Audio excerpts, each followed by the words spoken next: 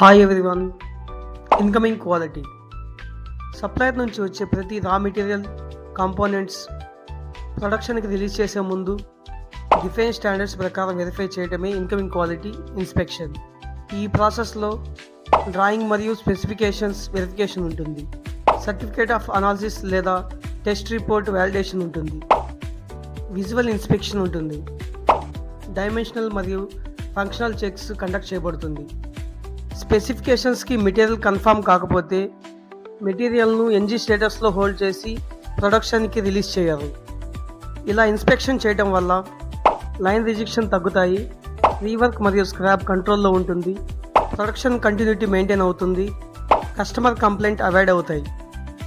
ఈ వీడియో మీకు ఇన్ఫర్మేటివ్గా అనిపించుంటే లైక్ మరియు ఫాలో చేసుకోండి.